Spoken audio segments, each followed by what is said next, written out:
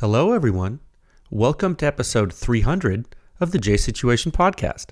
I'm recording this on April 7th, 2026. How are all you wonderful folks doing? I hope you're doing well.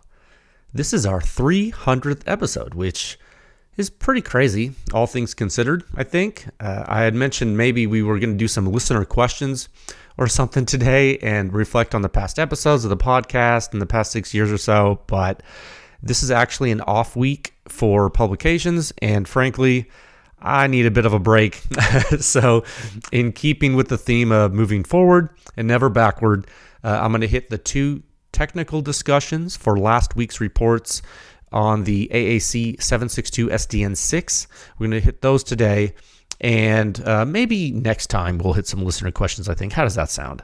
And if we have time today, what I'll do, we're going to talk about the stuff in the picture that I posted with today's episode, USP 45 tactical stuff. Man, such a cool gun.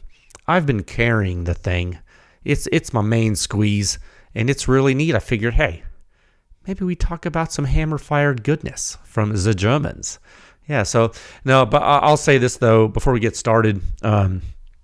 6 years of this effort in 300 episodes of me speaking into a microphone with no editing every week pretty much for at least an hour or more on average. It's taught me, and I think it's taught you listening, a heck of a lot about suppressed small arms. I actually do not think there's anything more consistent in silencer analysis that has been done. I think in the history of there being silencers, I don't think an effort like this has ever been put forth. So I would really like to say that I thank each and every one of you for listening to it. I know it's not always awesome. Some episodes are certainly better than others.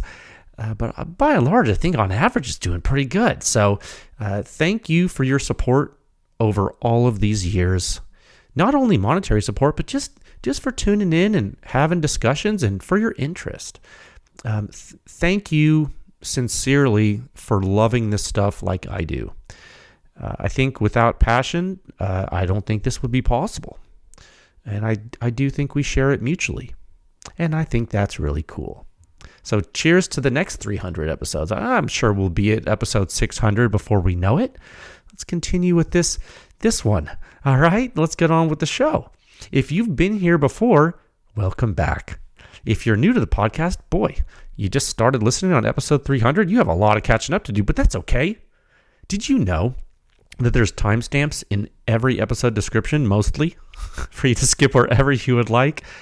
In the modern episodes, at least, past many years. If you want to hang around with me a little longer, I'm going to briefly touch on the sponsors that make this podcast possible. I'm going to try to go through that quickly today because we have a lot to cover, and it's episode 300, so, we need to get into it. The first sponsor is Legion Athletics. I'm happy to report that we're staying on with them again. I think we just renewed that sponsorship with them. They've been so great. Definitely a mutually beneficial relationship for you folks and us. Something that was important to us with Legion was that if we were going to represent them, on the podcast as a sponsor and cooperate with them, we needed to know that their products were high quality, that they're not going to make you fail a drug test and stuff like that. And they've proven that without a shadow of a doubt. Their stuff's really high quality. Cobra Pew Science, save some money, guys. I mean, it goes without saying, if you're into human performance, Legion Athletics supplements are something that I would really, I use them all the time. I use them every day. So they have everything you need, mostly. Silencer Shop sponsors the podcast. You guys have been with us since the very beginning.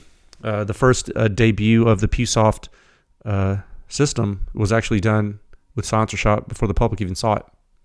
The early prototypes of everything. They believed in this effort from the very beginning. So big shout out to Silencer Shop. You know where to find them. Top Gun Range Houston. They've been with us for several years. Incredible gun store in Houston. Not just a gun store. It's a range. It's fully featured NFA concierge that you could go there and they will solve your problems. Capital Armory. They've been with us now for, has it been a year? I can't remember. They've always been here in Central Texas, and all around South Texas with their wares, NFA stuff. They're good folks to know. Big thanks to them for sponsoring the podcast. And this is the 300th episode in which Pew Science has been the longest running sponsor of the podcast. I started in fact, I started this podcast before I started the lab. Did you know that? It's true. Our first sponsor ever was Pew Science, was the lab. It kind of kept this going. This podcast has always been free to everybody, and it's just something I was doing because I thought, well, gosh, maybe it'll be cool to do a podcast on silencers and other stuff. And so, yeah, check out our lab at pewscience.com, best silencer data in the world. And you can support all of this stuff that we do, all of the analysis, all the engineering we do, the podcast, everything that comes out of our lab. You can support it by joining with a membership at our website, and that would be really greatly appreciated. We know that not everyone can join, but if you can and throw us a bone, man, it really helps keep the lights on and keeps things going. All right, yeah, okay. And if you can't do anything like that, that's okay. If you just leave a good review or spread the word, let folks know that silencers and guns are awesome, it would be in your debt. So we're going to hit 3 topics today on this 300th episode. We're going to hit the 762 SDN 6 on SR25. Then we're going to hit it on 300 blackout bolt action. Then we're going to hit the HK USP 45 Tactical, which is otherwise known as the MK23 Compact. I'm going to tell you about that goodness. And by the way, that's a topic for the love of the game. Just anyone that knows me knows I love HK stuff. I have an unhealthy obsession with a lot of those weapons. Let's move into topic 1. The time is 7 minutes and 7 seconds. Sound signature review 6220. The Advanced Armament Company 762 SDN6 on the 14.5-inch SR25.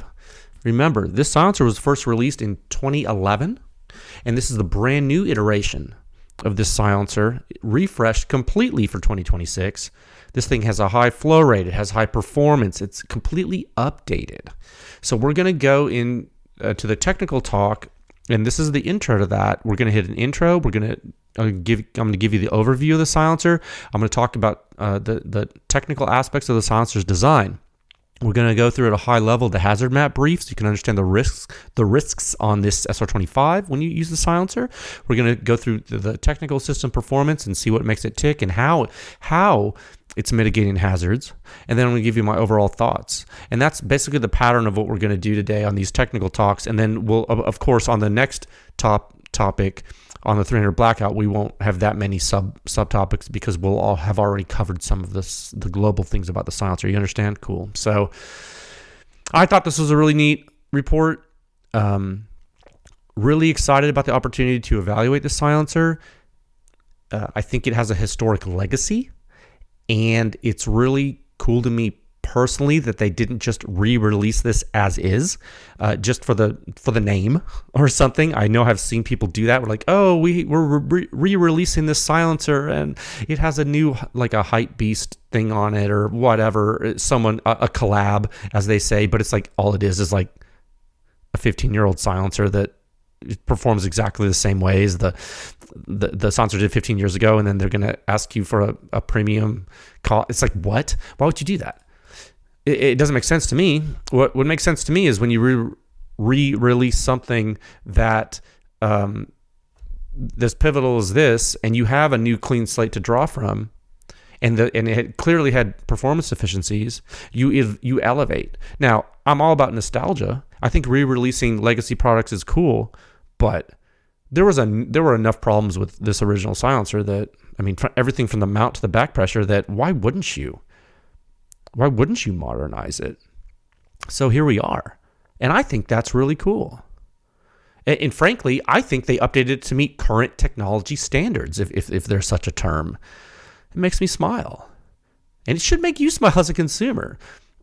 But just so you know, and this is for the record here, and I'm actively pursuing this, I did inquire about obtaining an original 762 SDN6 for evaluation. and we will be doing that. I want to make sure we do test that original. We'll do it with an internal funding, and I want to do it on the same SR25 host, and also again on a 300 blackout bolt gun from the other report. And I'm not quite sure yet how we're going to test the legacy silencer on the SR25, because I think it's going to have a hell of a time trying to find a 3/4 24 TPI ratchet tooth mount, but we'll see what we can do. I think we can make that happen. Where there's a will, there's a way. And, I feel like when we do test that legacy model, maybe we'll also do both of them on 5.56. Maybe this one and the legacy, just because I know folks want to know how that compares for the love of the game. And I think all of that would be a really good internally funded research project to get all together. I think a one big series. I think there's definitely enough demand for it. Judging from what I've seen feedback-wise, and from what I know about the silencer and the legacy silencer. So, a neat little tidbit about the silencer is how it was marketed back in 2011 and what people were using it for. And it was supposed to replace the 7.62 SD, which was a little longer. Okay, that wasn't fully in canal, but this SDN 6 back in 2011 was fully in canal. Let me read you the marketing copy from the AAC website from 2012, because I did find it. I found I used the Internet Archive to go back to the original website from 2012. Let me read you the copy here. It says the AAC 7.62 SDN6 is a compact, fast-attached sound and flash suppressor for 7.62 by 51 millimeter and 300 AAC blackout or 7.62 by 35 millimeter weapons. It is 1.25 inches shorter than the 7.62 SD and features a fully welded all-in-canal baffle stack and front end cap to maximize durability on select fire 7.62 millimeter SBRs. The 7.62 SDN6 also functions as a superb multi-caliber suppressor for multiple hosts, providing excellent performance on 7.62 NATO, 300 AAC, 6.8 SPC, 6.5, and 5.56 NATO. When employed on a 300 AAC blackout period, that weapon, the overall SPL of 126 decibels with subsonic ammo is quieter than the 9mm HK MP5 SD. That is what they had on their website. And it says, it lists the original specs as 20 ounces, 7.66 inches long, length added to the weapon, 6.1 inches, 1.5 inch diameter. They had a gun coat finish on it.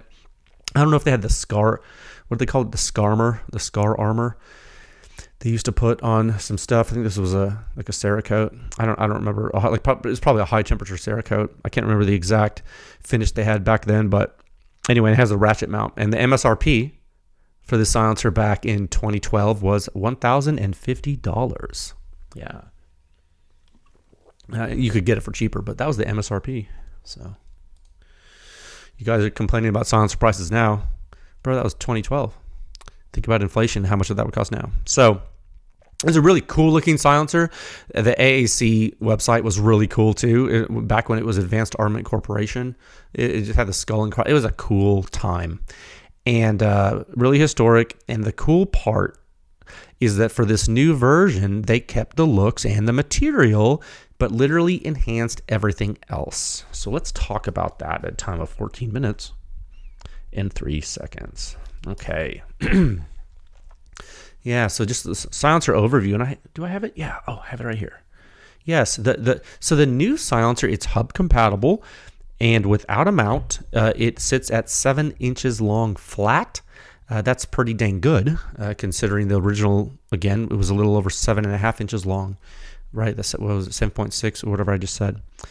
And that original one had a built-in ratchet system. Now AAC is including a hub coupler and flash hider, so that's cool. And the included flash hider is again a blackout flash hider. That is the old AAC's trademark name for all of the different accessory families they made back then. So like what you had 300 blackout, you had blackout flash hiders. The thrust there was signature reduction akin to signature elimination, right? Blackout was like the term for that, like literally blacking out signature. The flash suppression from the flash hiders was pretty good, but that's unsuppressed stuff though, so we're not really concerned with that here. We're talking about silencers. So, but just so you know, they always did perform well unsuppressed with regard to flash reduction. The pronged blackout flash hiders did. The new blackout flash hider, instead of being a coarse Acme thread with a secondary ratcheting tooth behind those Acme threads, you have now a 1x16 left-hand thread system behind the front taper, that open source one. I think Cat was the one, or was it Cat that came out with it first? No, I think CGS used it way back when, and I think Cat open sourced it or something. Whatever, it's that one. I think Reardon even makes a 1x16 now. So yeah, so it's getting more use. So it's the 1x16 left-hand threads behind a front taper. The hub compatible mount collar that it comes with interfaces with the flash hider.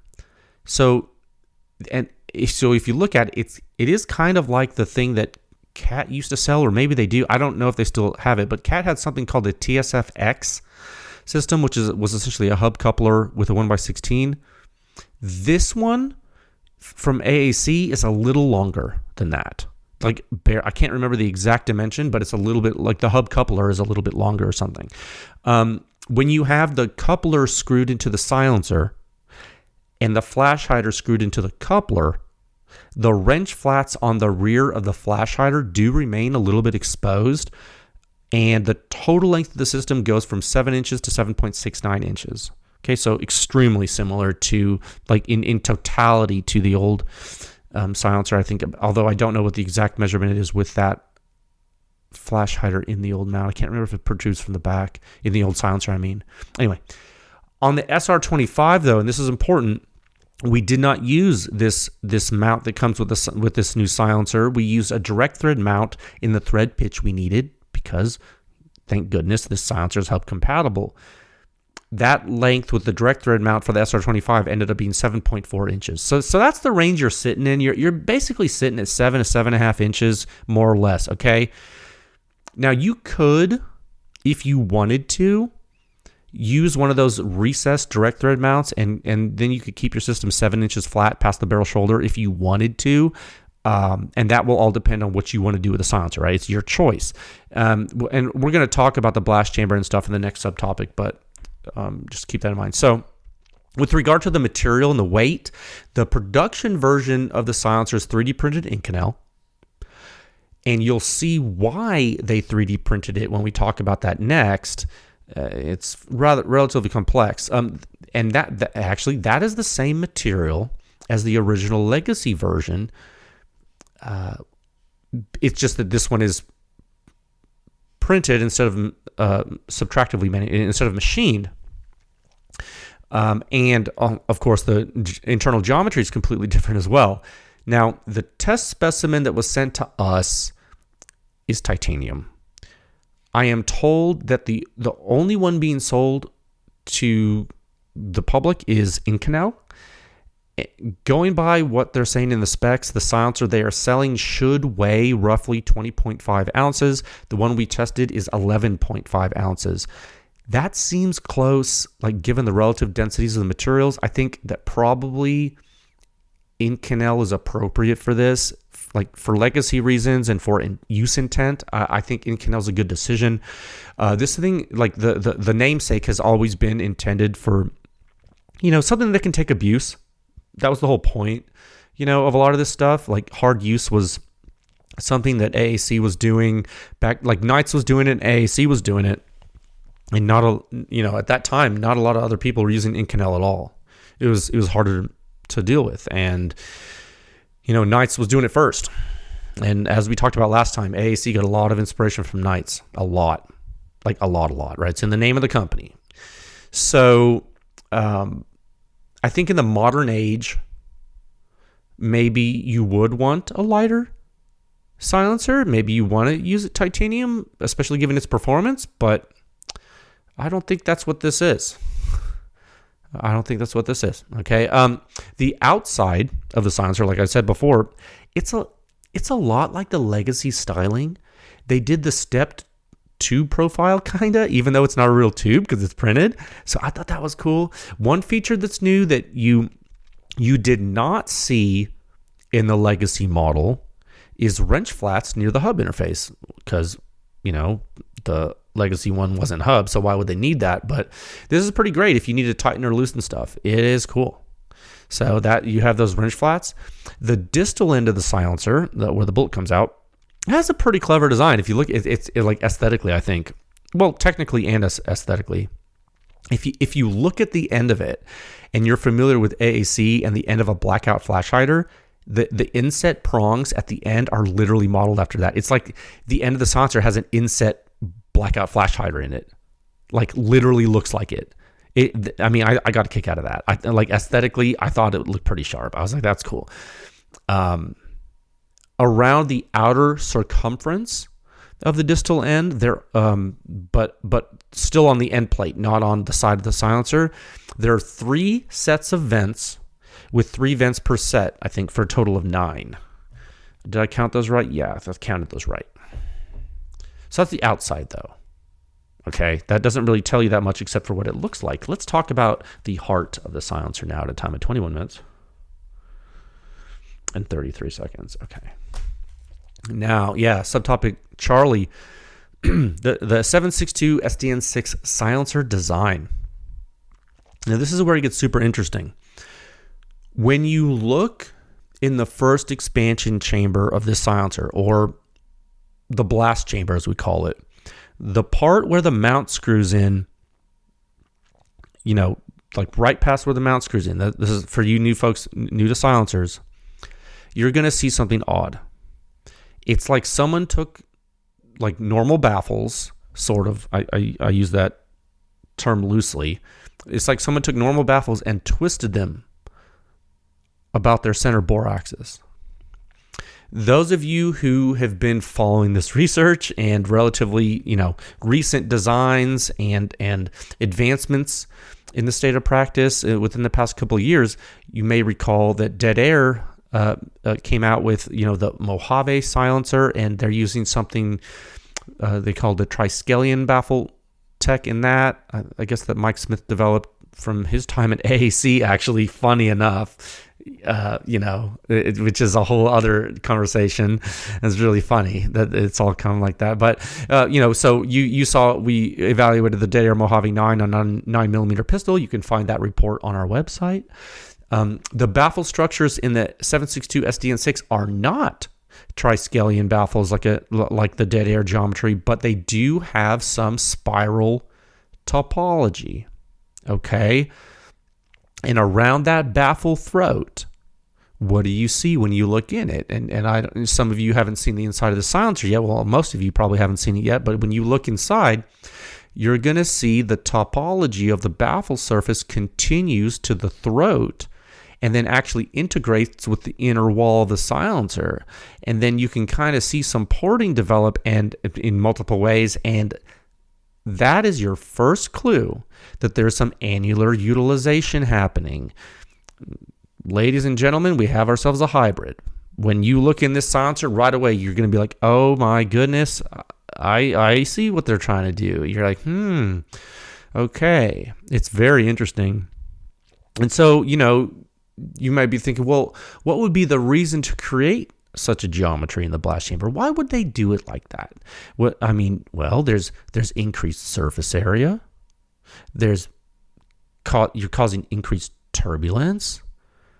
And, we've talked about that for years now. When you increase both surface area and turbulence, what does that do? Those two things are working in tandem to increase the efficiency of heat transfer. Increase in both of those things increase heat transfer efficiency directly. And it seems like a good idea in the modern age, and seems like a good idea given that 3D printing can help you actually make this thing. When you look in this thing, you're gonna be like, oh, I see why they printed it. It'd be really difficult to do this without printing. And then you say, well, why would they start to vent in the chamber throat there? Why would they vent all the way down there in the baffle throat? It's, well, the 762 SDN6, remember, it's always been advertised to work on reciprocating systems, right? I read you the original marketing copy a second ago. It's meant for semi-auto use. It's meant for full auto use on select fire weapons, as what we used to say. We used to call them select fire weapons. Is it full auto rated? People say it's like, why not ramp up that early time flow rate? If you're really intent on using a silencer on a full auto gun, it's funny to me when people ask if a silencer is full auto rated. You should also, the durability is one thing, sure, but you should also be asking, well, can it even flow right? And so your question should be, well, shouldn't you ramp up that early time flow rate from the blast chamber? What are you doing with that flow rate termination? I mean, why not clear the blast loads off of the first reflector faster than in the old legacy silencer? If you were AAC and you were coming out with this and you wanted to improve it, what would you do? You'd probably do this. I would do this. Of course you would do this. If you were looking at advancing the performance, of course you would do this, and that's what they did. Now, as you progressively move down the baffle stack, both in the primary flow area and in the annular pads, there are some differences in both directions, but one common theme in both is that your path lengths and for gas travel and specifically the surface area in the path lengths is long and you ask yourself as a designer or a silencer person, you say, well, how much can I interact with the expanding gases? How much can I interact with them? I only have a certain amount of time. Remember, it's a race against time. It's a race against time in silencer use. You only have a finite amount of time to deal with that combustion blowdown. So during that time, you want to do the most work possible. So you only have so much opportunity. The trick with this design and some others is to use stages. And how fast are you venting from the first chamber? And then what happens? Do you split off into one annulus? Do you go multiple annuli? How is the main flow interacting, if at all? Do you decide to recombine flows? Do you isolate flows? And when do you isolate them? How do you deal with input pressure that's really, really high? How does the design react when the input pressure drops? I think in all the designs we've ever seen over the past 6 years, it's been the staged hybrids that give you the best chance at the highest performance across multiple inputs. It really is. Multiple cartridges, multiple barrel lengths, hosts, systems, things like that, right? I mean, how do you stand the best chance of being a switch hitter? It's like, well, it's staged hybrids so far with various levels of advancement. I think that you have to. I think that when you have to wait or end up waiting to act on a lot of the combustion with like a simple design that just doesn't have multiple stages, I think that ends up in a big compromise. I think some of the compromises that you'll see first that pop up when that happens is you'll see first round pop get out of control. You'll see consistency issues. You'll see things that simply don't do well with supers and subs together. I mean, not to pick on them, but, the Q rifle silencers, right? Like, not good with supers, bad first round pop, unless they get long. One moment. So, yeah, we've seen this problem with, primitive designs. They might be well engineered for what they are, but, they're not that advanced. And we've seen that. So I think multi-stage hybrids with really advanced tech and really advanced topology, I think, to be specific, I would say AAC definitely came to play, and this is definitely appropriate for 2026. It literally slots right in to the high performer discussion. It's like, it's kind of crazy that is happening. You wouldn't. It's not like they just came back and were like, oh, here's a silencer. No, they came back and they're like, here, check this out, which is interesting. So now you have to ask yourself, well, what are you going to use it for? It's a 7.62 silencer after all. So let's see what happens in a gross sense when you put it on a battle rifle. Remember the Scar H SD silencer from AAC back in the day? We remember. Pepperidge Farm remembers. It seems like this one would do a lot better. Yeah. Let's take a look at what would happen on an SR25 in the hazard map brief at a time of 30 minutes and 39 seconds. Yeah, so subtopic Delta hazard map brief 8.1.17. Okay, so this is the first time during this episode we're going to go to a publication on the website. We haven't stepped through the primary report yet, so if you would like, you can pull up hazard map brief 8.1.17. Okay, that's at pewscience.com. You should be able to find it no problem. It's also linked in the main report. Okay, you can follow along home, but you don't have to. Now, I know some of you don't shoot semi-auto 308. I know, and that's fine. But I think it's pretty fortuitous that we have this SR25 data for this silencer because it's a really good test to see if the silencer gets overwhelmed. And it's also a good test to see what happens with the flow rate at high pressure. If you only had 300 blackout subsonic data for this silencer, I think it would be a shame. It's one of those silencers where I think you need both. I think the behavior for this silencer really needs to be characterized in both regimes to understand how the silencer handles things, given the legacy of this namesake, of this silencer. I think it's really the only way to go. So I'm very happy that we did it like this. So in this hazard map brief, you see something you've been seeing from several other designs so far. You see aggressive jet from the end of the silencer. You see some pretty apparent ejection port blast hazards.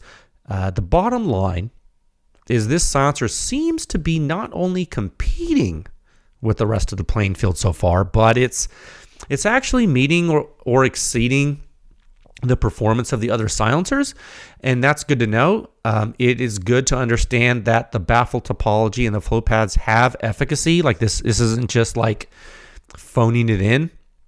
Like it's not just for looks or a shot in the dark. Like they actually work.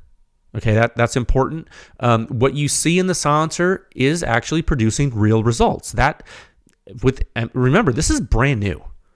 This may as well be a brand new company. Okay, I know AAC is old, but this is Advanced Armament Company, not Advanced Armament Corporation. This is brand new. This is their first foray into this. So for you to see that this is actually working is a big deal. Like I think historically and in the present day, it's important to know. Like, oh, you can put this on an SR25 and it performs. Oh, okay. Like any new technology has to pass basic muster in 2026, so it's good to see it. I'm just saying, like, just for context. Now, at a high level, let's talk about risk. All right, and that's what this map shows. All right, what you can do in the hazard map brief, you can click on the risk map, the suppression rating map, and make it bigger. Then you can see in big old colors right there. Okay, you can download it and show your friends.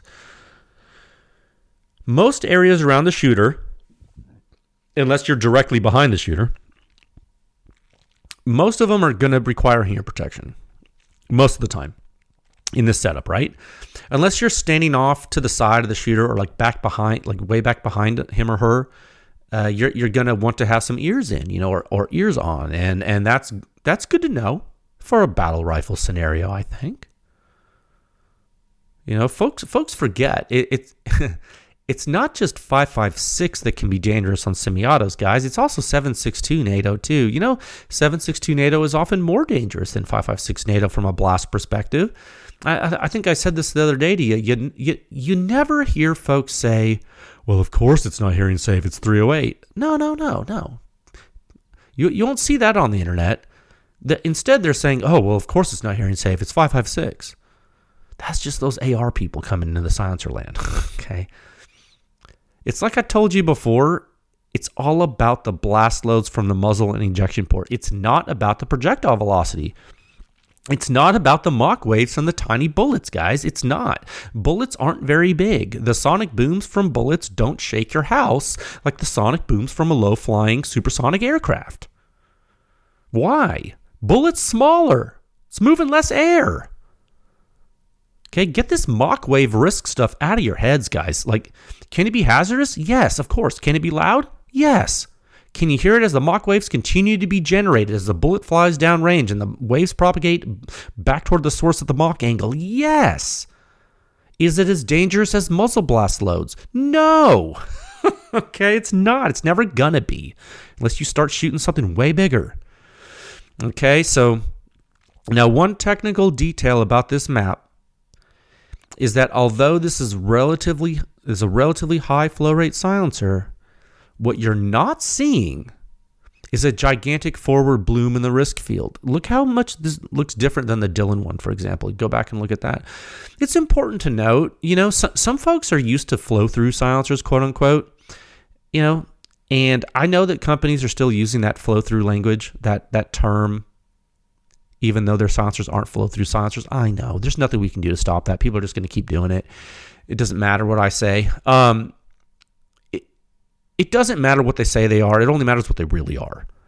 And high flow rate designs, either early time high flow rate or late time high flow rate or both, they're definitely possible to make happen while still controlling the distal blast momentum. You don't have to get out of control with your high flow rate silencer if you know what you're doing. You really don't.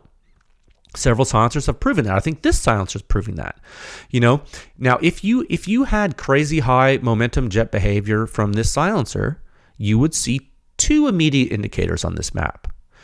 First, the jet shape would be different. You don't see that. The second, the stability index would drop. You don't see that. Neither of those things are happening. The model that you're looking at is using the jet characteristics measured from the test. And what it's doing is it's propagating a field that's consistent with that behavior where it was measured. Okay, that's all this is. It would be unlikely for the field to be shaped like a flow-through silencer or an OSS silencer or a Huxwick silencer.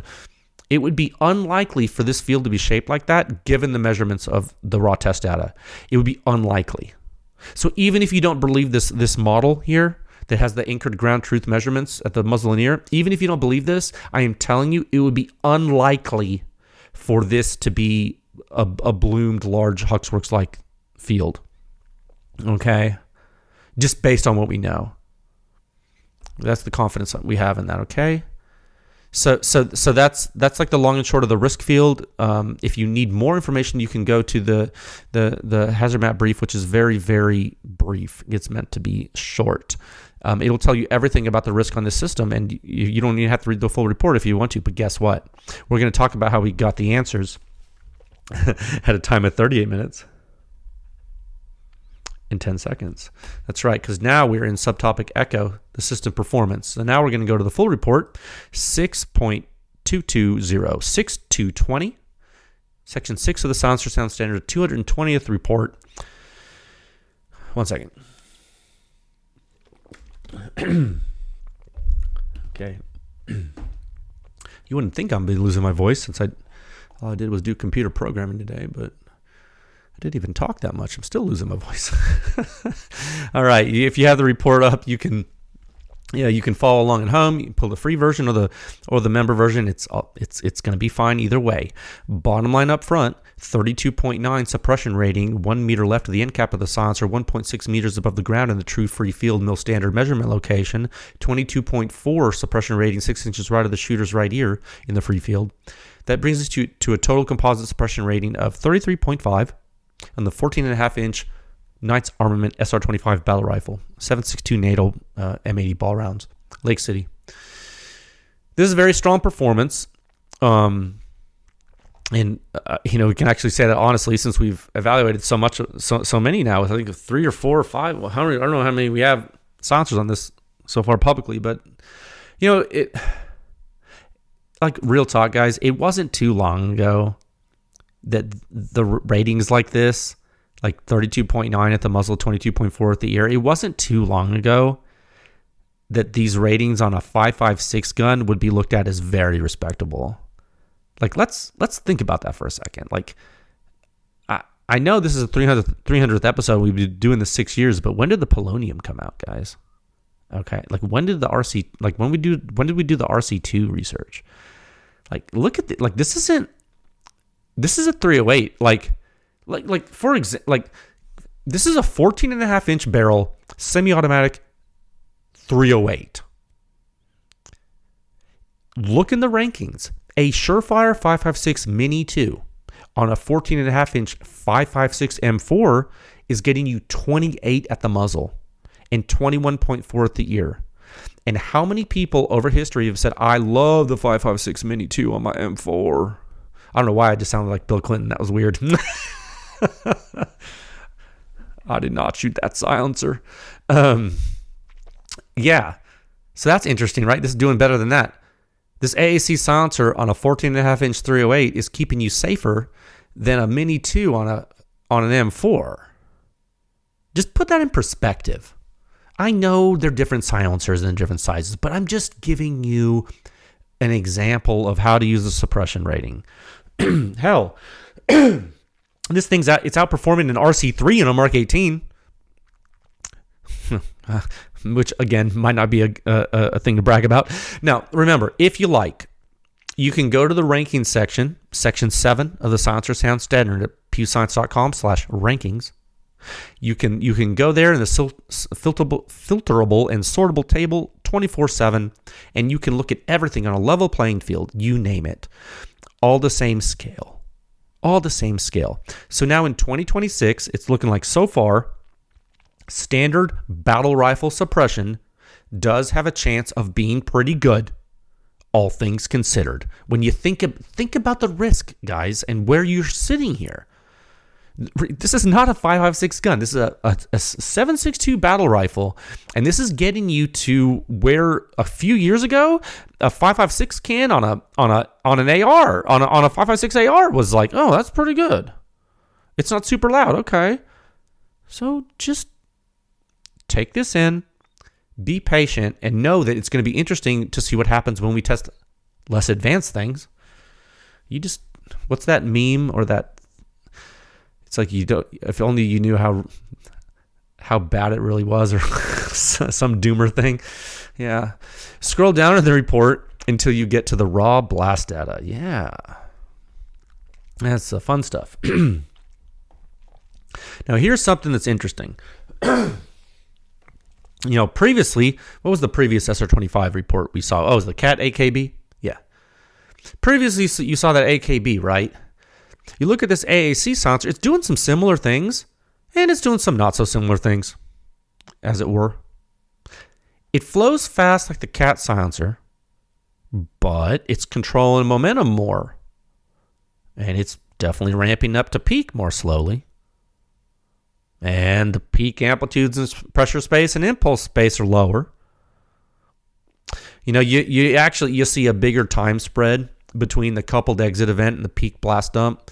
If you compare figure 1A in both reports, like the AKB and this one, if you compare figure 1A, you can see that what I'm talking about. And another way to see it that's maybe easier for you, if you look at figure 1B here in this report, that's early time blast pressure. Now external. Now you can get those, you get those first peaks, but then your peak jet momentum happens later. You're like, is it ramping? Yeah, it's ramping all right.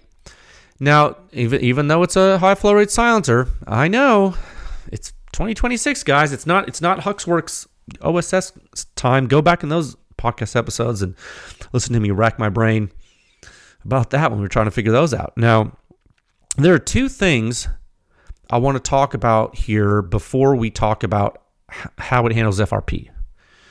And I think these things are important to talk about. Both of the things I want to talk about have to do with the fact the specimen we tested is titanium. Look at the internal combustion and precursor event prior to coupled jetting in figure 1B. Okay.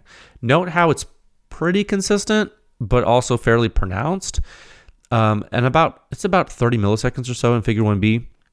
It's possible, though it is not confirmed, it is possible that this is resonance inside the blast chamber, partly resonance inside the blast chamber passing through titanium material. It's possible, though not confirmed, that an in-canal specimen with the same geometry would have a different component of the signature right there. Maybe not exhibit that same type of signature. I don't know. I found it interesting. I could be wrong, but that's one theory. Another thing I would like to point your attention to is some late behaviors in the shot string, specifically shot 5 and shot 6 in the string. If you look at figure 2, this is blast impulse. That's momentum transfer potential of the pressure waves. So it's impulse, not pressure. After shot 4, we see an increase in momentum accumulation just prior to the peak momentum. Okay, so let me say that a different way. We see an increase in accumulation rate prior to peak momentum. And then in shot 6, it increases even further. Okay, so again, it's possible, but not confirmed, that this is happening due to heat soak in this titanium model, and maybe an in-canal specimen would not do this as quickly, meaning it would happen much later in the shot string. I don't know. Again, possible, but not confirmed. Now, as I spoke about in the previous subtopics, the high surface area of this design is a big performance driver, which means what? What's another way to say that? It means that it's an extremely efficient silencer. It could be that when you make it out of titanium, you get some anomalies later in the string. Again, not confirmed. I'm inclined to think, but let me tell you why. I think it is.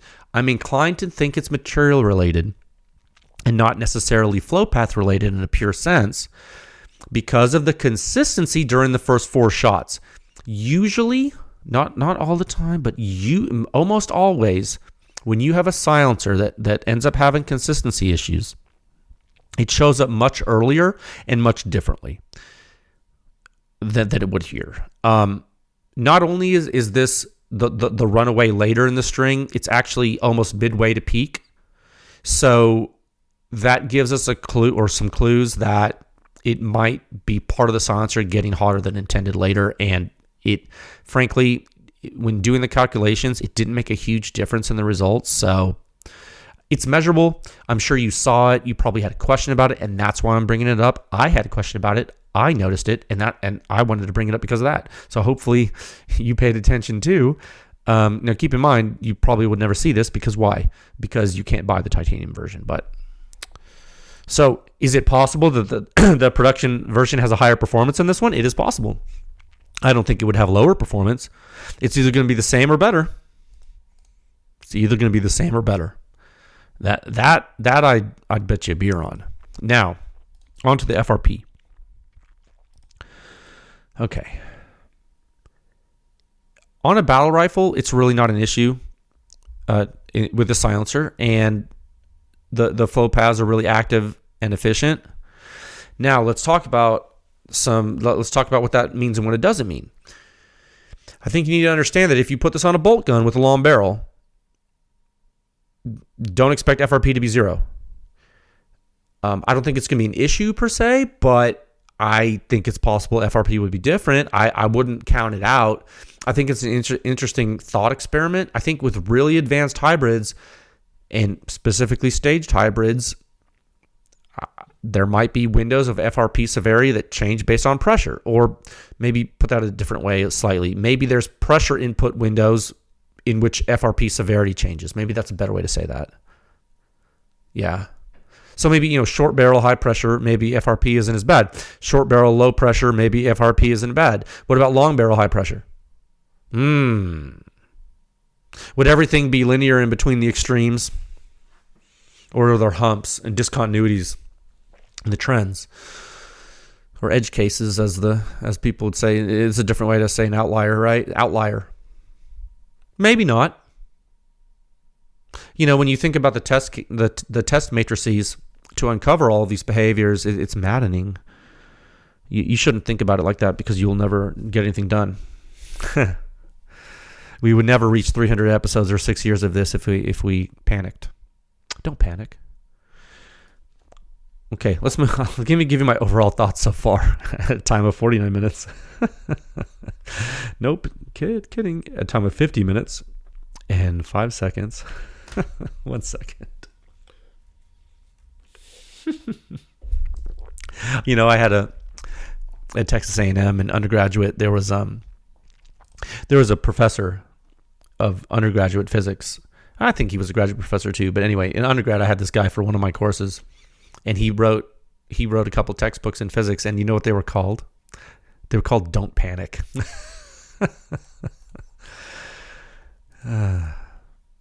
So overall thoughts, in totality, let me be succinct. Overall thoughts about this silencer on the SR25.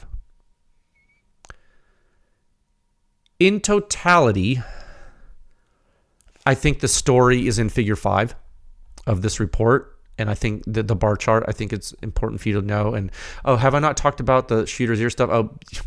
Okay, high flow rate, front-loaded FRP, super, super centered FRP, fast blowdown. If you remember, look at the report. It's going to be a lot of the same discussion as you notice in the CAT AKB. This is a different silencer, but boy, is it hanging. In fact, almost meeting the exact performance of the AKB but I think this beats the AKB in totality. Is that true? I think that's true. Anyway, in totality though, look at figure 5. Yeah, that's where you're going to see it. This does beat slightly beat the AKB. That's funny. Huh. That's right. Oh yeah, it's a little longer, but yeah, it does beat it. I had forgotten the metrics. It looks like this silencer is like, what is it? 0.5 points lower at the ear, and then 0.7 points higher at the muzzle. So yeah, they're trading blows there. So when you look at these 4 silencers, 5 sets of data, right? You have unsuppressed, and then you have the Dillon DRC 308, the CAT, the Combat Application Technologies CAT AKB. You know the reason on the vertical axis why it says CAT AKB and it doesn't say the other manufacturers in there is because CAT AKB is the model name of the silencer. On the silencer, it's so weird. It's like they put the name of the brand and acronym in the model name. It's like, but I don't think the Form 3 says that. So I don't know why. It just makes it like, it looks like an inconsistency, and it bugs me. So we have the Dillon DRC 308. You have the Combat Application Technologies CAT AKB. You have the Rampart Range Suppression Carson 30. And then you have the AAC 762 SDN 6. You have these 4 silencers on here with the unsuppressed. Muzzle and ear, SR25. Same gun, same ammo. And when you look at this story that this presents, you see that AAC came back. They went advanced printed stage hybrid. They got it done. That's the big takeaway, the end. They got it done. They're hanging with, look, they're meeting or exceeding the performance of 3 other modern hybrid techs. Dude, the Dillon stuff's using PIP under license. The CAT stuff's using SBX. The Rampart Range stuff's using Infinity Tech under license. Guys, AAC is literally on the board with 3 other techs that could be considered by some people, including us, to be current, modern, proven, state-of-the-art in 2026. So that's the big takeaway. The new AAC came and is sitting with the current state-of-the-art in battle rifle suppression objectively. Objectively. That's not an opinion. It's right here. So that's interesting. So now the really cool thing, though, besides that this tech apparently works on a battle rifle, which is always good to see, is that apparently you can play in subsonic land too, which you wouldn't have thought. I wouldn't have thought. I didn't know what to think when I saw the silencer inside of it. But it's really, the fact that it does well with subsonic is very fitting given the history of the legacy model. So let's explore that. Let's explore that now in topic 2 at a time. 54 minutes. In 36 seconds. Okay, so we're about an hour in. We're good about to hit topic 2. Yeah, and it'll be shorter. Yeah, we're making good time. Okay.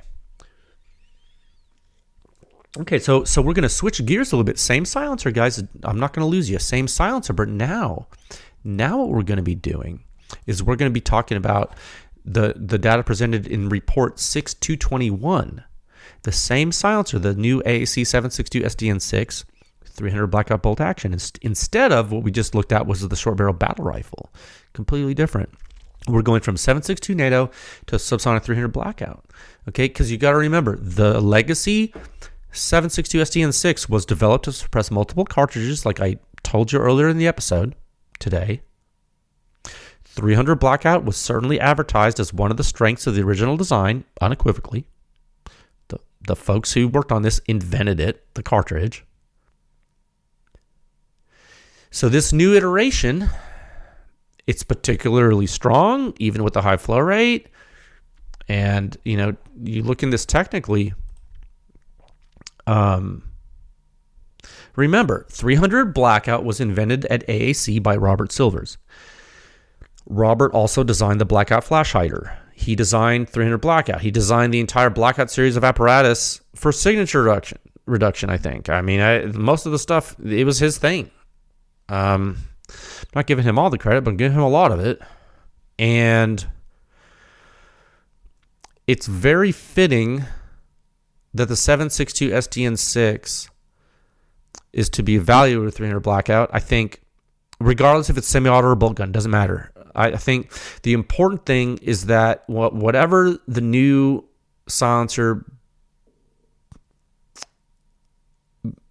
whatever silencer bears this namesake, it better be able to suppress the 300 blackout. Like, I think that's the thing. And so what we saw in this part of the test program was very impressive to us. This is what, to me, turns this silencer into a true switch hitter and a very versatile silencer instead of just like a one-trick pony. Like, whether it's just, like we talked about earlier, whether it's just good on supers or subs, I think this can do both. I think we already covered the nuts and bolts of the silencer from the outside all the way to the creamy center in the last topic. So the only difference physically between the specimen when we tested it on the SR25 versus the test on 300 blackout bolt gun is the mount. The SR25, remember, we used the direct thread mount because of the funny thread pitch of the Knights gun. The 300 blackout bolt gun, we used the included AAC blackout flash hider, the 5F24, and that hub mount coupler that came with it. A little bit longer, but nonetheless, that's what we used, okay? So now, what we're going to do, we're going to look at the pretty much diametrically opposed hazards when you switch weapon systems with this silencer, okay? At a time of 57 minutes and 58 seconds. Okay, subtopic Bravo, hazard map brief 8.1.18. Yeah, now, did I have that somewhere? Yeah, here it is. I had to find it on my computer here. I opened up all these in tabs to prepare, so I would have them at my fingertips. Okay, now this is crazy. If you were with us for the previous topic, when we talked about the SR25 risk map, now you pull up in report 8.1 or brief 8.1.17. Now you're in 8.1.18. And you click the map to make it bigger. Oh my God, this map looks completely different than what you've been seeing lately. It's all green. You know what I did? I actually used this AAC silencer, the 762 SDN6. I used it as a guinea pig, as a test case, as an example to the masses last week on social media. I say last week. Yeah, like this past weekend or something. Late last week. Last week on social media, I made a post on Twitter or X or what. So you can go find it. If you want to follow us on Twitter or X, our handle is @SciencePew. We couldn't use @PewScience because the Pew Research, that think tank up in DC, had it. Stupid. We're Pew Science, so I said Science Pew instead of Pew Science. We also have the Pew Science LLC Twitter account, but I don't use that one. But I just registered it just in case I didn't want someone to take it. Anyway, went on Twitter under Science Pew and or X, whatever you want to call it. And I showed the hazard maps from these two reports as images. I put the SR25 map from 8.1.17 on the left, and then I put the 300 blackout bolt gun map from 8.1.18 on the right. And my statement was, with these pictures that I shared, was, did you know the same silencer can produce different human risk depending on the weapon with which it's used? That was the question I posed to the public. And to my pleasant surprise, a lot of people shared that post. A lot of people read that post, and I think it did help educate. You know, a lot of you listening, you're like, well, duh, of course it's going to be safer on the 300 blackout subsonic bulk. Yeah, I know that you know. But not everyone's as smart as you or knowledgeable as you. Remember, like, not everyone learns at the same speed, and not everyone knows that much about silencers, especially nowadays when all these people are new to silencers. And so, that which is always the case. There's a lot of people that don't know. So I think it helped educate. And, you know, we don't have a lot of followers on Twitter. I think less than 3,000 or something. So not a lot. But I think more than 3,000 people saw it, which was cool. And I think that educated a lot of people. And you know what? I saw one thing that was really neat. One person used the Grok AI. It's Twitter's built-in AI. You can tag it and ask it stuff. And they used it to explain the post to them. They put a prompt there in the response to the post. They said, hey, Grok, explain this post to me like I'm 16 years old in high school. And then Grok said something in response. That it created an AI response to the person's question that was really, really good. And I will read it. This is the explanation it gave the guy.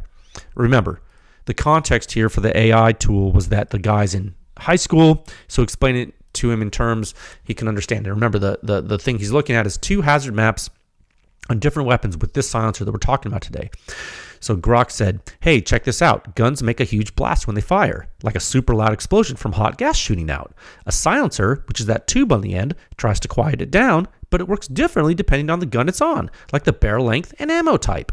These maps from Pew Science show danger zones around the shooter. Red and orange is louder, more risk to your ears, which are lower numbers. Green is quieter and safer, higher numbers. Same silencer, but a long rifle? Okay, but not great, 22 to 33. On a short one with special quiet bullets? Way better, 65 plus. The gun changes how the blast escapes, so human risk or hearing damage isn't the same every time. Cool science. Those are the exact words from a non-sentient computer code. Guys. Okay, so if you have trouble understanding these reports, just put the link in an AI tool and it'll explain it to you. This guy did publicly. Showed everybody. I don't know who that guy is, but he definitely helped a lot of people. So I think right there how that AI tool, using our data, using our website, I don't know how it does that. It probably ingested all our damn stuff or read the report, whatever. It's perfectly simplified in that explanation. Now, is it oversimplified? That's a good question. Did AI oversimplify the explanation? Maybe. Sure. It depends what you're doing. Depends on the exact information you need, right? But for the layman, I think it's perfect. For a high school student that just wanted to learn about suppressed small arms, I think it's perfect. Could it be better? Sure. Things can always be better, but don't let perfect be the enemy of good. You know.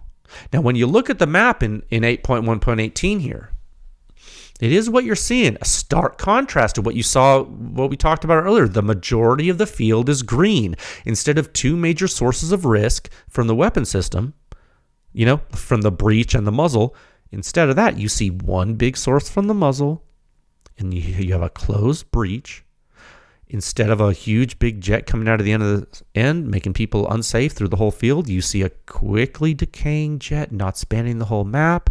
Hell, you almost get to 70 by the time you go to 1.5 meters directly on axis, guys, in this prediction tool. You're really dissipating risk. Now, there are some nuances on the map. Like, for example, you see how the risk seems to extend back over the silencer and onto the barrel? What is that? Well, it's signifying there is that resonance back there. People can hear when they shoot. It's a titanium silencer we were testing. Even on 300 blackout bolt gun, you're going to hear that mechanical noise and that resonance from the blast inside the silencer, that explosion inside the titanium still making a sound. It's not only audible, but it does locally increase risk field. Yes. And you know what? That nuance is complicated, and it's one that you've heard me talk about before. This is not the first time we've talked about this. This is the first time you're looking at it in spatially. Remember, we talked about the Liberty Precision Machine Mach L. Remember that, made out of titanium. Remember, some of that happened. Now, are you going to see this on a production 762 SDN6 now? Maybe not, because the production ones are in canal, but I'm highlighting an interesting characteristic of the map from the test. The AI didn't tell the guy that. It couldn't possibly know that. It didn't understand.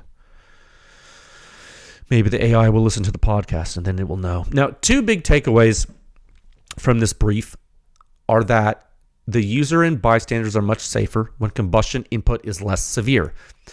Again, some of you may be saying, well, Jay, of course subsonic 300 blackout is less severe than 308. Of course the risk is different. But to that I would say, be careful.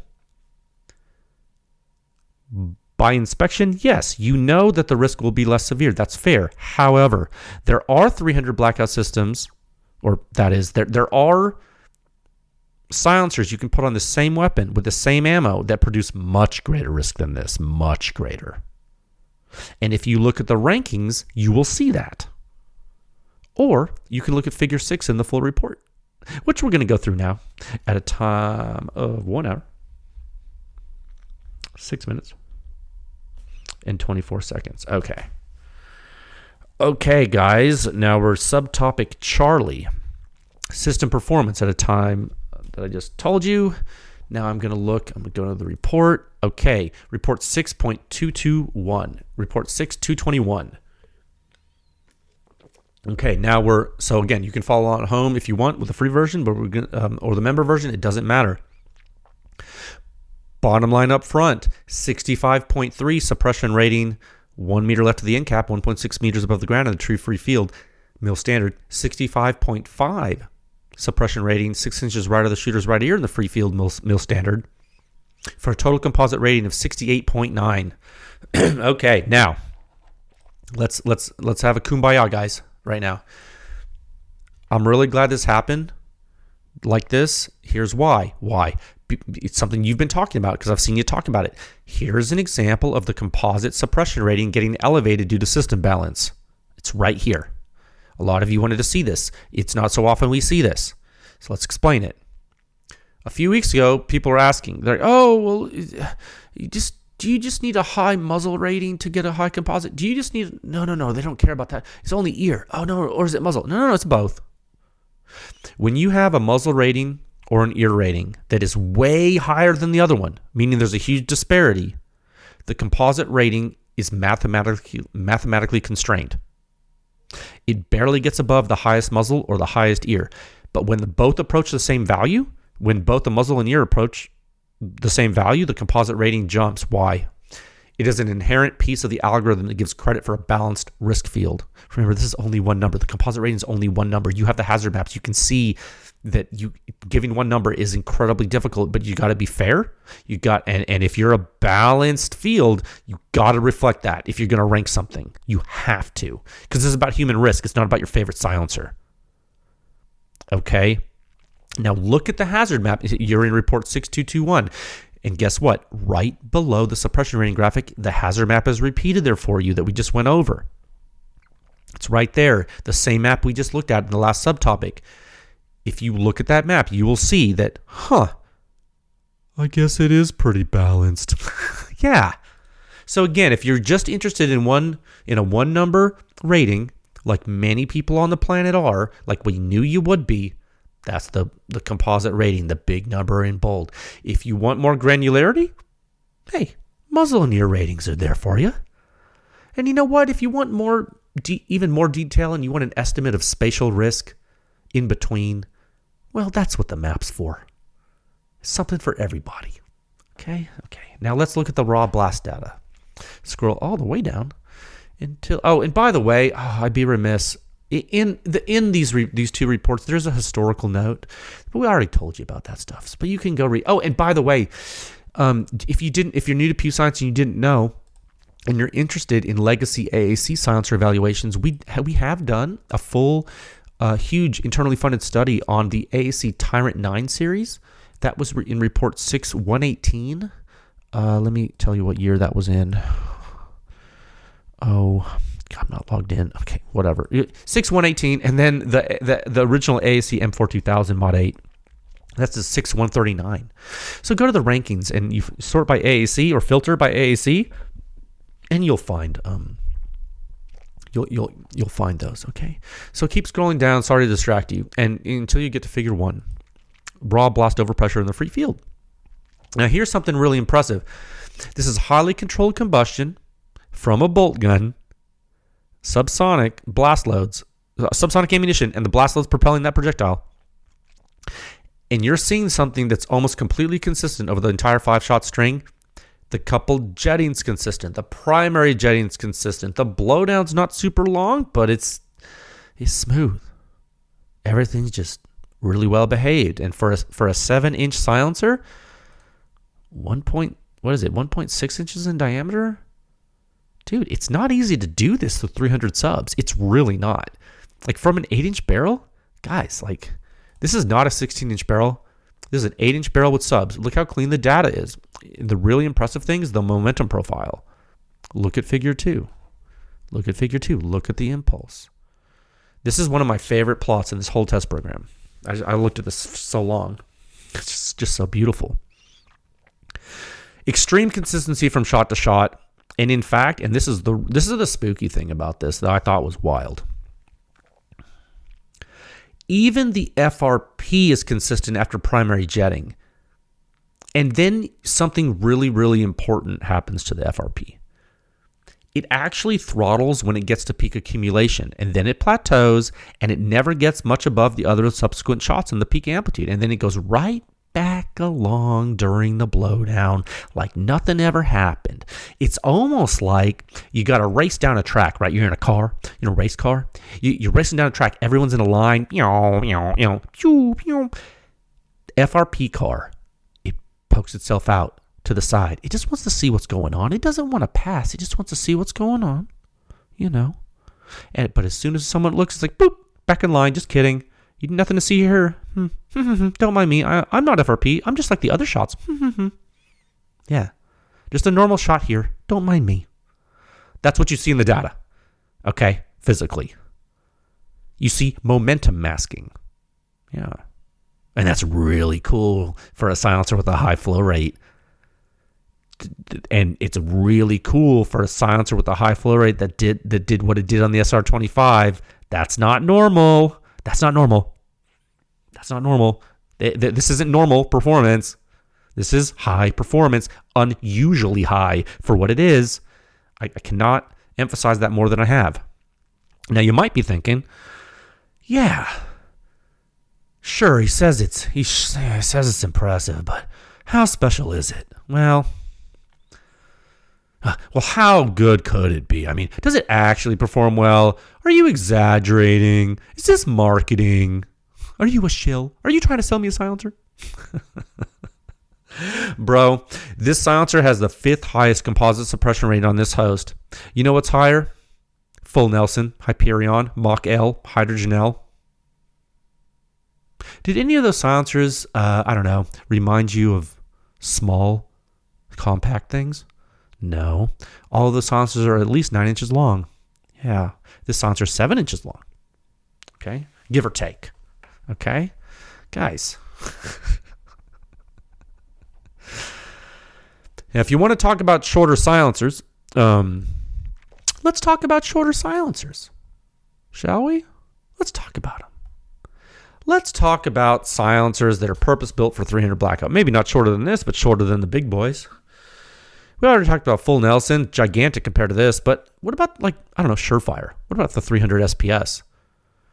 You know that this AAC silencer is at least half a category quieter in every metric with a higher flow rate than that 300 SPS is. What about the SIG SRD 762 QD-TI? Remember that one? Remember that really sought-after, amazing 300 blackout silencer, purpose-built 300 blackout silencer? Remember that one? Did you know that this silencer is slightly eclipsing in performance and it's an inch shorter than the SIG silencer? with, again, a higher flow rate. Yeah. And better FRP suppression than the SIG silencer. Did you know that too? Yeah, you did, because it's on the website. You see what I'm saying? Hybrid design with high flow rate, and it's still doing what some of these specialized 300 blackout silencers can't do. Let's go further. I'm not done.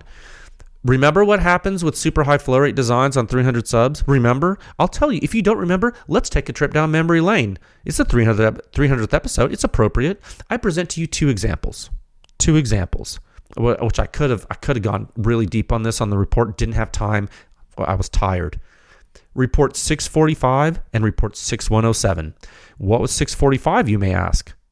Well, Huxworks flow-through silencer, the HXQD762. What was 6107? It was a SIG forward flux silencer, the SLH300Ti. Yeah. I encourage you, if you have time, I just want you to click on report 645 and 6107. That's 6.45 and 6.107. I encourage you. If you're bored at the bar and maybe the bartender's not giving you time of day, there's not a lot of girls in there, and you just pull up your phone, you check social media. Maybe you go on the old pewscience.com there. You look at these two reports, and I want you to look at the stark contrast in the combustion propagation behavior. I want you to look at Figure 2 and Figure 3 in the Huxworks report or the OSS report or whatever. It's going to shock you. Then look at the SIG report, the figures 2 and 3 and that. It's going to you're going to gasp. You're going to be like, you're going to see those blast loads in pressure and impulse spacing. You might audibly gasp.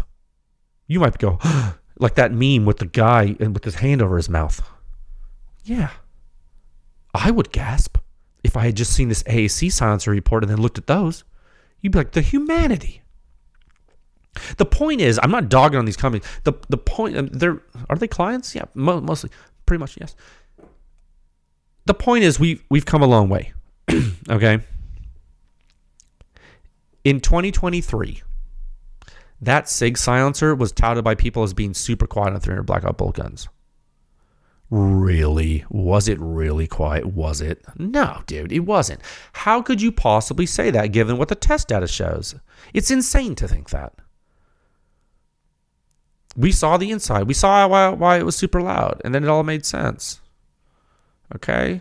So I'm telling you, if you don't understand how incredibly impressive this subsonic performance is from this AAC silencer with a high flow rate, you just have forgotten recent history. And it's not even old history. It's within the past few years.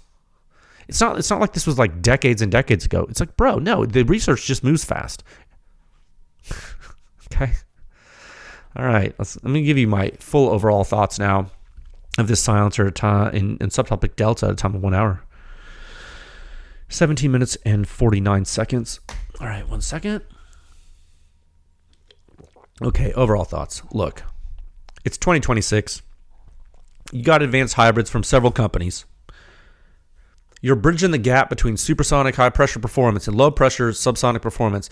You're allowing users to really mask signature on multiple weapons, and it's a huge feat. It's a true advancement, and it's not going unnoticed.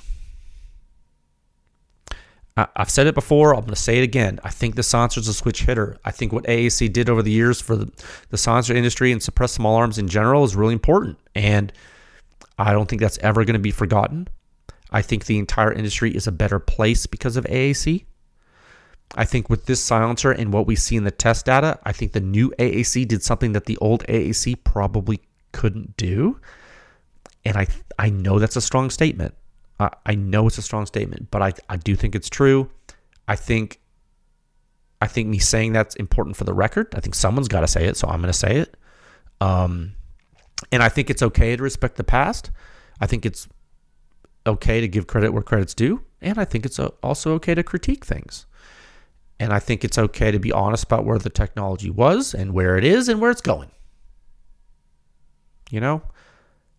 And finally, I think it's okay to highlight important contributions to the state of practice when they occur in the present day. And I think that AAC has now earned its place in that discussion again, even if it's a completely different team.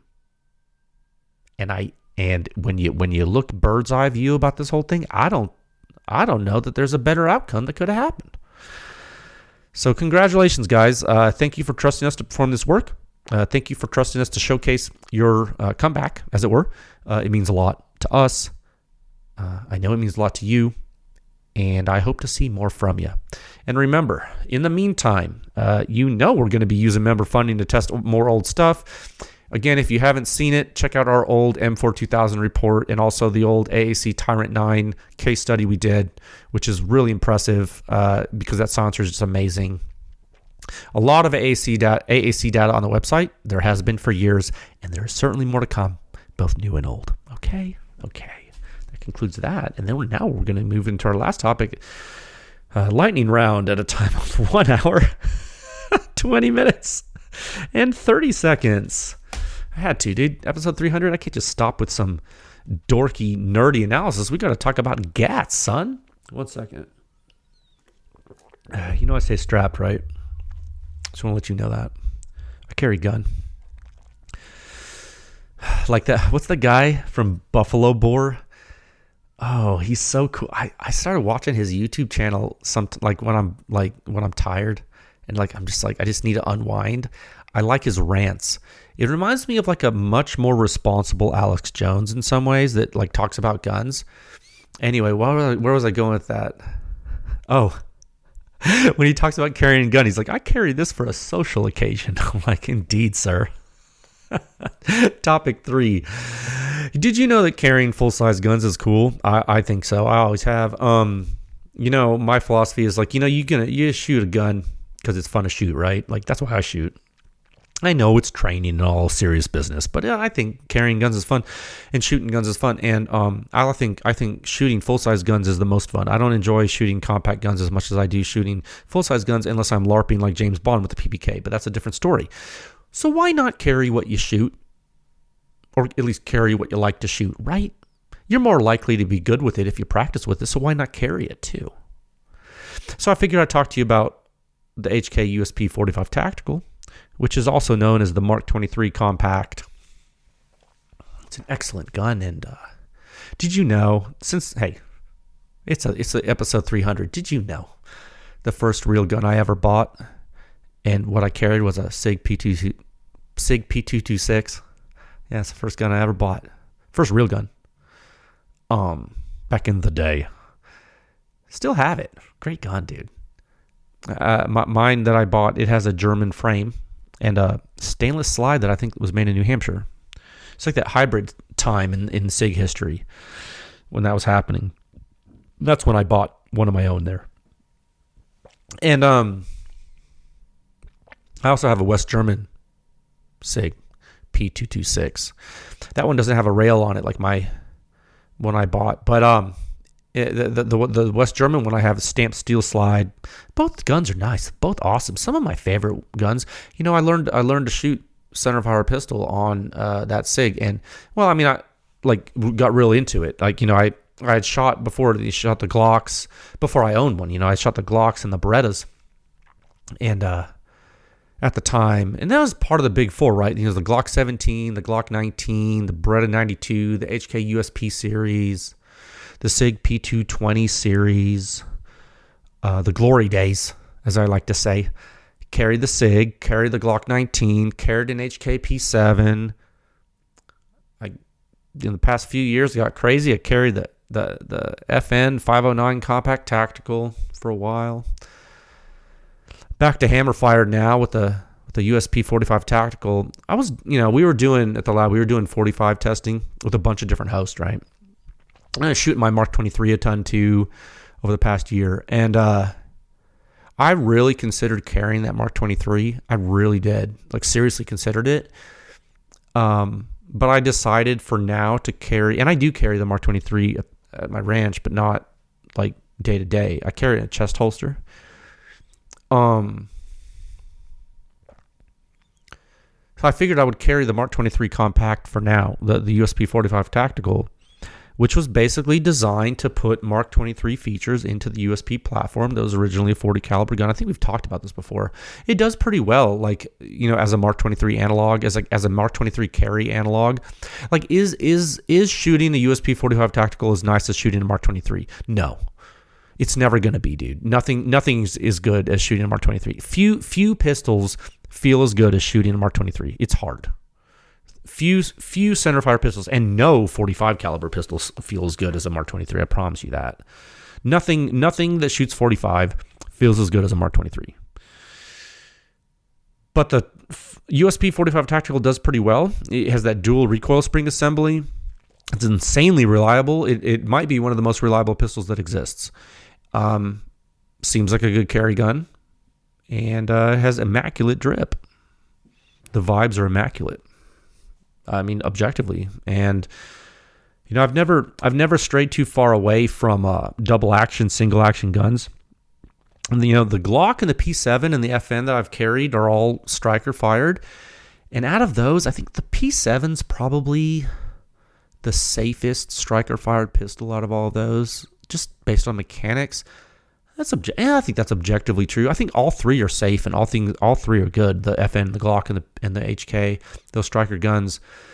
The problem with the P7 is that, besides being old and everything, is that, not that being old is bad, it's just some features are less than adequate, and it gets really hot when you shoot a lot.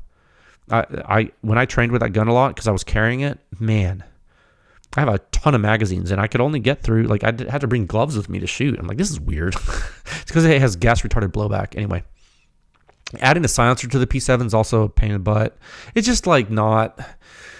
It's from a time when, like, it should have... I don't know. If they brought it back and added some capacity, maybe. I don't know. Anyway, it's still a good gun for carry. It's just not something Anyway... Back to hammer fired. Something I like about hammer guns for carry, and this is something for you guys that are like are new to carrying a gun, that might have never carried a gun or never thought about this, but I've carried a gun for a long time, and something I like about hammer guns for carry is the hammer itself. Like, it's one of the coolest safety features ever on a gun. So, like, even on a SIG P226, which does not have an external safety, you know that, like, when you're reholstering that weapon, if the hammer isn't coming back, it can't fire. Like, it's physically impossible to fire a hammer-fired gun without the hammer falling and hitting the firing pin when you're holstering it. Now, that gun also has, like that SIG gun, for example, it has a firing pin safety block. It has a sear notch in it. Like, you can't, like, it's at half cocked. It has a trigger bar disconnector. It has a decocker. Dude, the chances of you having a negligent discharge or like an accidental discharge with a hammer-fired SIG P226, if you mind your P's and Q's, are so low. Like, what? Like, how are you going to shoot yourself with that thing? But here's the thing, though. Here's the compromise that we all know about, right? What's the big compromise here about guns like this? They're awesome. They have a legacy. They're some of the best guns ever. But what's the compromise? It's a thing you have to deal with. If you're a hammer-fired guy, you know what it is. If you want to carry a gun with no external safety, what do you have to deal with? It's that damn heavy double-action pull. If you're not going to carry cocked and locked like a lunatic, you know, if you don't have a external safety, you can't carry cocked and locked, right? You can't. You can. If you have a SIG P226, that all that has is that decocking lever on the side, and you cock that to single action, and you put that in your holster, you could do that. There are people. I mean, I don't do that. I don't carry a double action, single action gun in single action mode with no safety in a holster with the hammer cocked back. I don't do that. But you could. The heavy double action pull can get you. So striker fired guns can be cool because you have that same trigger pull from the first shot to the last. It's cool. Objectively, it's cool. You got to give them that. Now, you can get double action only versions of hammer guns, but they're never as good. Now, the LEM, the law enforcement modification by HK. Let me spread the good word. It's not double action only. I don't know if you guys know about this. Like I like to tell people because sometimes I don't think they know about it. LEM is a pre-cocked double action. Every shot is the same. When you rack the slide, when you chamber around, okay, don't just pick up the gun at a gun show and like, oh, it has a heavy double action. No. Rack the slide, just like you would do when you're chambering around, like you should be carrying with the round chambered. You pre-cock in the hammer spring, but you're lowering the hammer to a half-cocked position. Okay? When you pull the trigger against the trigger return spring, the hammer's coming back super light, dude. Super light. And as soon as the take-up is gone, you get a crisp break. It's the best of both worlds. Okay? It's literally, it's the same trigger pull every time. Every pull is light. It's drop safe. You can reholster it without worry because why? Because you would see the hammer coming back if something was actuating the trigger. You do not have an external safety, or you do not you can choose to omit the external safety on an HK LEM gun. You do not have to have the safety on there. In fact, a standard HK LEM gun will not have a safety, but you can choose to put it back on with the USP at least. Okay, it's really cool. Now, I know it's a lot. If you're an HK person and you want an LEM system in your gun, there's different ways to do it. It depends on the hammer, and it's for hammer guns obviously only. This is not a striker fired thing. So, what's that meme with the? this is a hammer fired neighborhood, or whatever. It's some racist thing. They're different in different iterations of HK guns. The USP series has an LEM that feels a little different than the P30 series. I have an LEM in a P30L and in my USP. The reset on the USP is really short. The reset on the P30L, it was not as short until I added a Gray Gun short reset mod to the gun myself. I bought the parts and I installed it. I usually do not like modifying any trigger in a pistol with like a non-manufacturer part, but I made an exception in that case because of Bruce Gray. He does some good work, and by all accounts, that modification is safe, and we've never had a problem. Actually, that gun is a test host lap gun, that P30L. So it's a great system. That short reset, that's a factory LEM P30L. The only thing that's modified on is the reset, which doesn't change the signature of the weapon, so that's why we found it fine. Great system. But on the USP, if you decide to change to LEM from variant 1, you will not. I know they advertise short reset kits for USP LEM. I do not think you need one. And in mine, maybe that's because I'm using a match LEM hybrid. And let me talk about that. So the USP tactical guns, they used to come with full match triggers. They don't anymore. The USP 9 and USP 45 tactical, they come with the match trigger with the over travel stop, and they come with a match hammer. But the internals are not match internals. So here's what you do. If you want to be like at the cutting edge of this antique gun and you want to be awesome and you want to be slick, you convert your USP to LEM, right? What you do is you go match LEM hybrid. You take the LEM kit from the HK. You can buy it from HK, you can buy it from wherever, but it's a factory HK kit. You get that kit. You put that in, right? But instead of the hammer spring the two hammer springs that come with the kit, you buy the match hammer spring, and then you buy a match nickel plated sear spring. So then the match LEM hybrid, it's the same triggers they used to sell this USP called I think it was called the Combat Competition model, bro. It's in my carry gun right now. This match LEM hybrid. It's so sweet. No safety lever. Same trigger pull every time. It's light and crisp. It's got the bobbed hammer. Doesn't snag on you. Dude, it's sublime. And so in this picture with the podcast episode, I put all the parts that I swapped out or that are now completely removed from the gun. They're all in that photo there.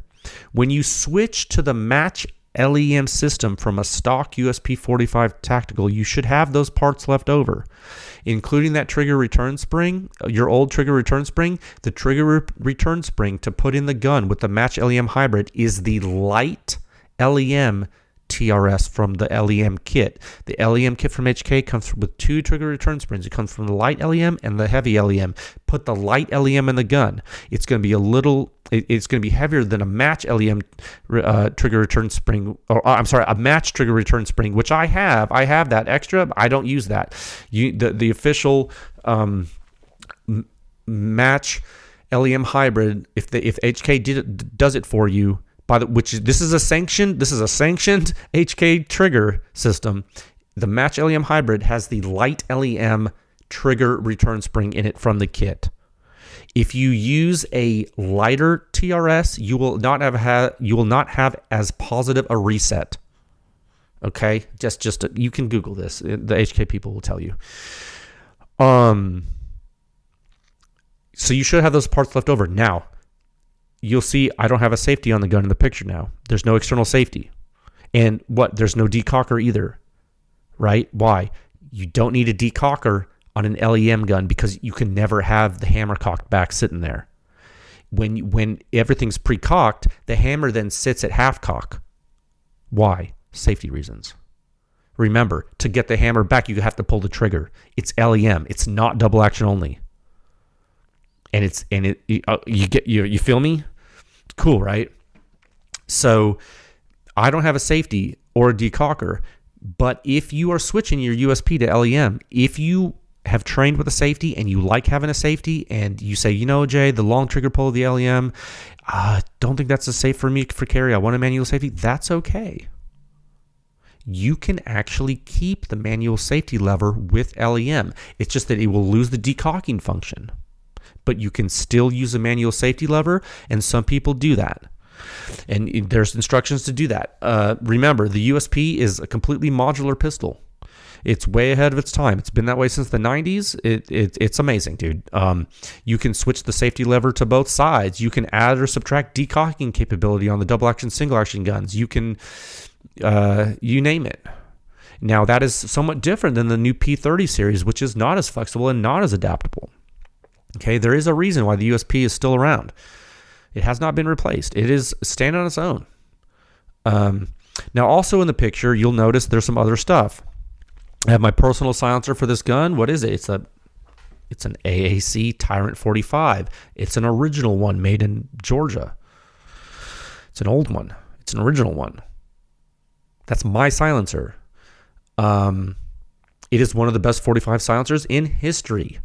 It probably goes Knights than AAC for 45 cans in my book. Those are the best 2 45 pistol silencers that exist, I think, right now in 2026. I think all things considered, I think Knights for the legacy and the technology and size, and I think the Tyrant 45 for raw performance. I tested my personal silencer with internal funding. We're going to publish it. You're going to see how good it is. You don't have to take my word for it. There's over a decade of people using it that know how amazing that silencer is. What else is in the photo? There's 3 O-rings in the photo. And those little numbers by them. You know what those numbers are? They're part numbers from McMaster Car. I bought these things and I put the part numbers on there to show you for future reference. The 2 thin O-rings, what are those for? They're for the Tyrant piston on the USP 45, the 16x1 left hand. Why are they different? One's the Vuitton O-ring that AAC recommends, higher temperature, but also higher durometer. The silicone O-ring, still high temperature, not as high as Vuitton, but still high temperature, a little bit lower durometer. Play with it. See what you like. What's the thick O-ring? That's the one I figured out by trial and error that fits inside my thread protector to keep the thread protector from coming off the gun when you're shooting it unsuppressed, if you're into that. I mean, because if you if you train with the gun, I train with this gun, then that therapy protector will slowly walk loose, and I don't want to risk dropping it somewhere. So if I'm going to be shooting unsuppressed or carrying it, I put that little therapy protector in there, and it'll scrunch up in there and be all right, and not occlude the muzzle. It's a little bit smaller ID. Don't try to use that in the silencer. You rip it up. It won't work. The grease I put in the photo, it's to lube silencer pistons. It's the one I always recommend to people. It's actually the same grease I use on all my weapons too, if I'm not using oil. I always just use break-free oil, not CLP, but break-free oil and TW25B grease. Yeah, that's the grease I've used ever since I had I bought my first SIG, because that's what it came with, and it's great stuff. It's they call it. There's a vulgar name they call it in the GWAT in theater. They would say anyway. There's also a very advanced and very, very, very, very expensive option for grease that I have sourced from a chemical company. I haven't tested it yet on guns, but I'm going to let you know it's too expensive for most people to buy, but it is cutting edge. You actually can't even get it as a consumer. It's due to counterfeiting reasons, but I haven't posted it. I'll show you eventually when I do a workup on it. It's very hard to get, but I got some. I'll let you know. I'll say the TW25B, available everywhere. It's a great grease. It's been around forever. It's really good for silencer pistons. I think it has a higher flash point in its carrier than lithium grease does, which is an important thing. The holster in the picture is made by shout out to this gentleman in California, Next Level Tactical. He solicits work on. He does work on. I contacted him through Instagram. You can find him on. I forgot his handle on Reddit, but he's on the USP Master Race subreddit. His quality is high. He'll do the camouflage pattern that you pick. I picked the chocolate chip desert camo because it reminds me of my dad, and he's fast at making them. He does it well. He shoots competitively. I've been carrying with the holster that he made me. It works well. It came with a wedge because I carry it in the waistband. I took the wedge off because I carry this thing at 4 o'clock. It seems to be better for me. I tried appendix carry. It didn't work for me. Big gun. The gun's too big for me to do that right. I don't know how you guys do that with a full-size gun and you sit down. It doesn't make sense. Because I have a full-size light on there too. I don't know how you would carry this in appendix and then you sit down and hold your kids. How do you do that?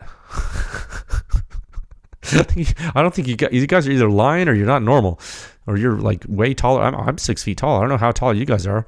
The light on the gun is a Surefire X300V Vampire infrared in one mode. You can switch white light to IR, rotating the bezel, real easy peasy.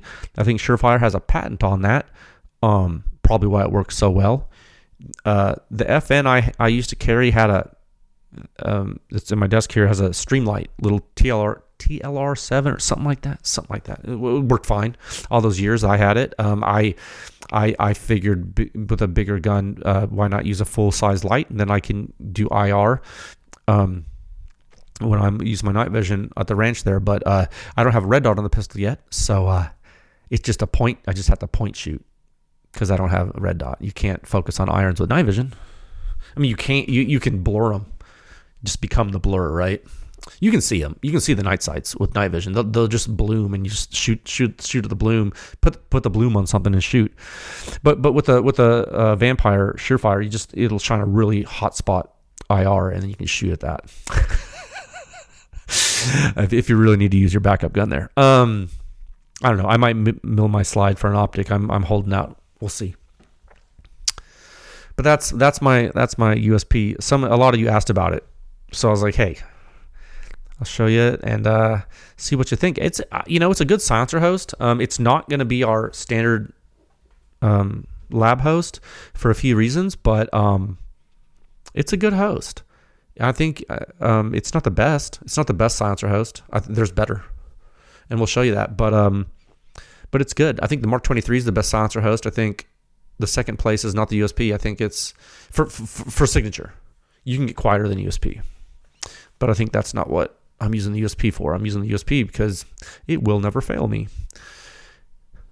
And I like that. That's why, I carried a Glock or a P7 or a SIG PT26 or the FN. Those guns are ultra reliable. If you're going to be carrying a gun for self-defense, don't carry something that's going to fail. Come on, man. What are you doing? And with that, thank you for 300 episodes. I figured some cool normal gun stuff would be cool to talk about. If you have any questions about any of this, I can do a whole episode on any of this stuff. If you want to talk about lights or O-rings or holsters, or this is all great. We'll do some listener questions next time. And next time, you know what? There's a new silencer from a company you might not expect. And I think you're going to get a kick out of it. And you might be super surprised next week. So it'll be a good surprise. With listener questions, it'll be a good episode, okay? All right, this is a long one. Thank you for sticking with us and sticking with me through this crazy effort. I really appreciate you. Be good. Stay safe. I'll talk with you folks again soon. All right, bye.